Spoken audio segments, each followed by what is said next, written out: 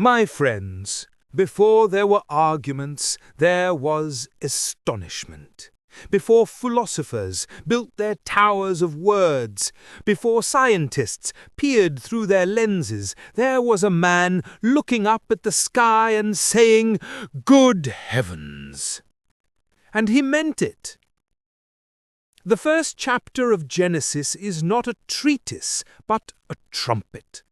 It does not explain the world, it sings it into being. The words move with the solemn rhythm of a poet who knows that every sunrise is both a miracle and a repetition. And God said, "Be light made." That command is older than any empire and newer than any machine. Here we are not asked to debate, but to behold. The world begins not in confusion, but in a colossal act of order. Light and darkness, sea and land, fish and fowl, man and woman. It is the divine architecture of reality, the great house into which all men are born. So let us listen, not as critics of the Creator, but as children who have just opened their eyes upon a stained glass window lit from behind. For the story you are about to hear is not merely ancient history, it is the continual creation of today. The same sunlight on your hand, the same firmament above your head, the same breath of God moving upon the face of the waters. Genesis chapter 1. God createth heaven and earth, and all things therein in 6 days. In the beginning God created heaven and earth. And the earth was void and empty, and darkness was upon the face of the deep. And the Spirit of God moved over the waters. And God said, "Be light made," and light was made. And God saw the light, that it was good, and he divided the light from the darkness. And he called the light day, and the darkness night, and there was evening and morning, one day. And God said, "Let there be a firmament made amidst the waters, and let it divide the waters from the waters." And God made a firmament, and divided the waters that were under the firmament from those that were above the firmament, and it was so done. And God called the firmament heaven, and the evening and morning were the second day. God also said, "Let the waters that are under the heaven be gathered together into one place, and let the dry land appear." And it was so done. And God called the dry land earth, and the gathering together of the waters he called seas. And God saw that it was good.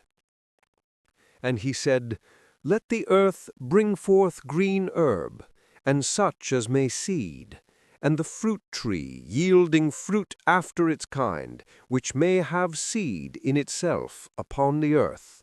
And it was so done. And the earth brought forth the green herb, and such as yieldeth seed according to its kind, and the tree that beareth fruit, having seed, each one according to its kind. And God saw that it was good. And the evening and the morning were the third day. God said, "Let there be lights made in the firmament of heaven to divide the day and the night, and let them be for signs, and for seasons, and for days and years, to shine in the firmament of heaven, and to give light upon the earth." And it was so done.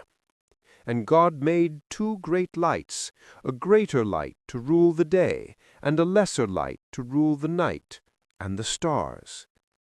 And he set them in the firmament of heaven to shine upon the earth, and to rule the day and the night, and to divide the light and the darkness. And God saw that it was good. And the evening and the morning were the 4th day. God also said, "Let the waters bring forth the creeping creature having life, and the fowl that may fly over the earth under the firmament of heaven." And God created the great whales and every living and moving creature which the waters brought forth according to their kinds, and every winged fowl according to its kind. And God saw that it was good. And he blessed them, saying, "Increase and multiply, and fill the waters of the sea, and let the birds be multiplied upon the earth." And the evening and the morning were the 5th day.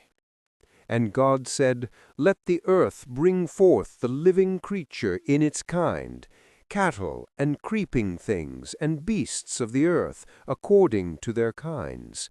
And it was so done.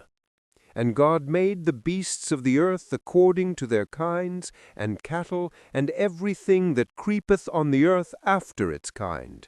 And God saw that it was good.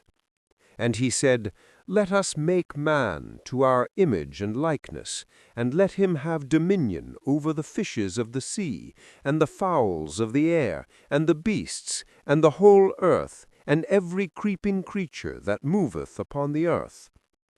And God created man to his own image. To the image of God he created him. Male and female he created them. And God blessed them, saying, "Increase and multiply, and fill the earth, and subdue it, and rule over the fishes of the sea, and the fowls of the air, and all living creatures that move upon the earth." And God said, "Behold, I have given you every herb bearing seed upon the earth, and all trees that have in themselves seed of their own kind, to be your meat. And to all beasts of the earth, and to every fowl of the air, and to all that move upon the earth, and wherein is life, that they may have to feed upon." And it was so done. And God saw all the things that he had made, and they were very good. And the evening and the morning were the 6th day. And thus the first evening and morning pass again before our ears. The great cosmic liturgy concludes not with a theory, but with a Sabbath. The Maker himself rests, not because he is weary, but because he is satisfied. The world, for one perfect moment, is entirely good. In that rest we discover the most surprising truth of all, that the purpose of the universe is not toil, but joy. Not chaos, but chorus. The stars are not sparks from a blind forge, they are candles in the first cathedral. And man, that peculiar creature who can admire or destroy, is made to tend those candles, not to snuff them out. If we forget this rhythm of creation and rest, of making and marveling, we lose not merely religion, but reason itself. For the mind that will not worship will soon forget how to wonder. So let the evening fall upon our hearts with peace, and let the morning rise again with praise. For the first day never ended, it only began.